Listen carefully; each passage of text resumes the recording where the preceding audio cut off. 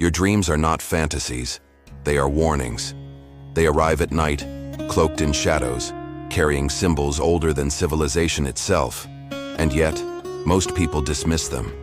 They laugh them off as nonsense, as random flickers of a tired brain. But Carl Jung knew the truth. The dream is a battlefield where your unconscious fights to be seen.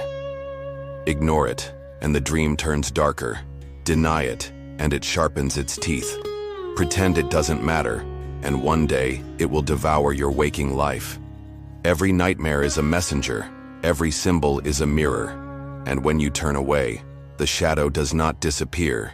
It waits. It grows. Until finally the dream breaks through the fragile mask of your daily routine, demanding blood, demanding transformation. The question is not whether your dreams matter. The question is, how long will you keep running from them? Sleep is supposed to be a refuge, but what happens when the night becomes an enemy? When you close your eyes, only to be dragged into a theater you never chose, a stage where your fears are the actors and your guilt writes the script. This is the territory Carl Jung warned us about, when the dream turns from comfort into confrontation. Jung called it the shadow. Everything you deny, repress, or bury comes alive at night. It stalks you in symbols. It doesn't attack head-on. It disguises itself as monsters, labyrinths, collapsing buildings, the faceless crowds chasing you down endless corridors. And every time you wake up shaking, every time you dismiss the nightmare as just a dream, you've missed its message. The unconscious has raised its voice, and you've turned away. But the nightmare doesn't stop because you ignore it. It sharpens. It adapts. It waits until the daytime, until you sabotage yourself, repeat the same toxic patterns, fall into the same traps, betray yourself in the same predictable ways. The dream exposes what you refuse to see. It does not flatter you. It strips you bare. The more you hide from yourself, the more brutal the imagery becomes. This is not punishment. It is the psyche's desperate attempt to save you from yourself. Every nightmare is a prophecy of what will happen if you continue sleepwalking through life. Visuals, sudden brightness, the breakthrough image. A masked figure removes its mask, revealing the dreamer's own face beneath. So the next time you wake up in terror, stop running. Write it down. Study it.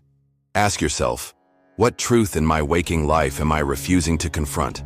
Dreams are not random noise. They are the ancient language of your soul. Ignore them, and you will be devoured by the same cycles over and over again. But listen to them, and the nightmare becomes a guide. Here's where you begin. Tonight, keep a notebook by your bed. When the dream comes, do not roll over. Write it immediately. Do not censor. Do not analyze. Just capture it raw. In a week, read them back. You will see patterns.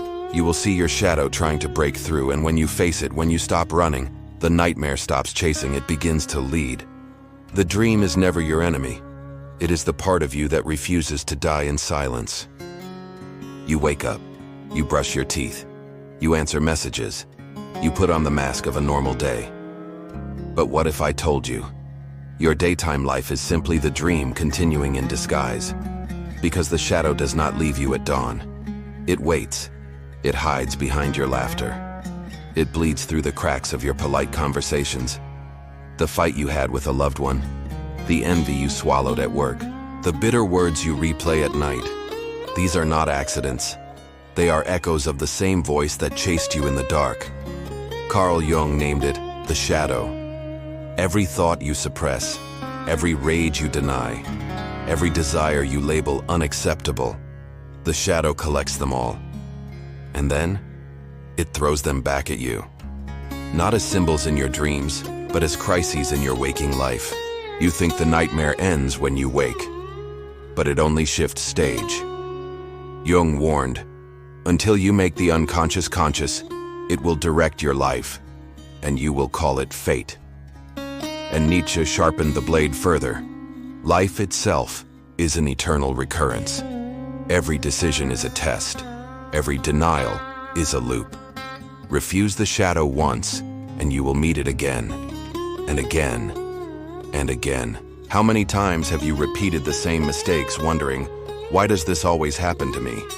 That is not coincidence. That is your shadow dragging you back into the nightmare until you finally face it. The shadow is not your enemy. It is your mirror. The anger you see in others, yours. The manipulation you fear, yours.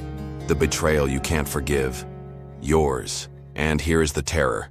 The longer you reject it, the more monstrous it becomes. Until one day, you don't just dream of being chased. You realize you have become the thing chasing you. Tonight, don't scroll yourself numb. Don't run from silence. Instead, write. Take out a notebook. Ask, what do I envy? Who disgusts me? Who do I blame? And then, dare to admit, this is also me. Not to justify it, but to own it, to disarm the shadow before it grows fangs. The dream becomes a prison when you deny the mirror, but it becomes a map when you finally look into it. In dreams, you often find yourself lost. A hallway with no end, a house with too many rooms, a city where every street folds back into itself. This is not random. This is the labyrinth, the map of your unconscious. And at its center waits not a monster but a voice, a whisper guiding you toward truth, if you dare to follow. Jung knew that the labyrinth is not just a dream image. It is your psyche testing you.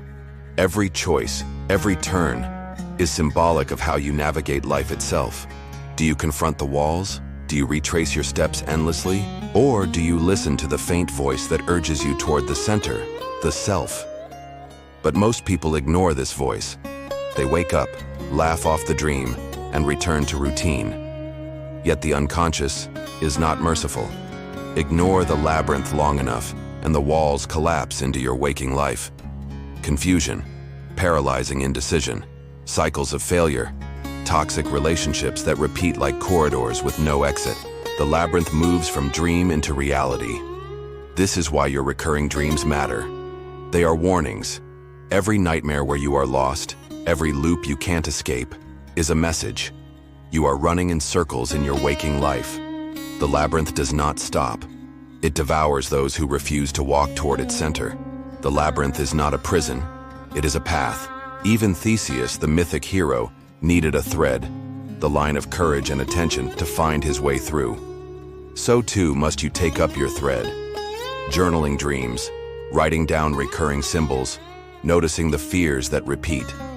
Write down one recurring symbol from your dreams. Ask, where does this show up in my waking life? What corridor do I keep returning to? The same broken relationship, the same failed attempt at ambition, the same unspoken anger. If you dare to listen, the labyrinth becomes a guide. If you refuse, it becomes your grave. Dreams are not polite guests. They are predators. They wait at the gates of your consciousness, testing the strength of your defenses. A faceless man with a knife, a beast stalking you through endless streets, an intruder in your childhood home. These are not random images. They are warnings. They are the archetypal enemies your psyche sends against you. Ignore them and they will not retreat. They will gather, sharpen, multiply, until your sleep becomes a battlefield. Carl Jung taught that when the unconscious erupts violently, it is because the ego has refused its message too long. The intruder in your dream is not an outsider. It is the part of yourself you've locked out, a repressed instinct, an unresolved wound, a forbidden desire. You thought you banished it, but it has returned, armed, to storm your gates. Nietzsche warned, what you refuse to face will one day overpower you. Dreams are not comfort, they are siege weapons, and your nightly visions are war drums at the horizon. When the same predator appears in your dreams, do not run from it. Face it, write it down. Ask, what part of myself have I exiled? What truth stalks me when I close my eyes? Instead of bolting awake and forgetting, confront the enemy at the gate. The predator is not here to kill you. It is here to test you, to break you open, to make you whole. Every myth ends in blood. Every soul must face its crucifixion. Dreams do not merely whisper symbols. They drag you to the cross of your own making. They pin you to the very shadow you tried to escape and force you to look.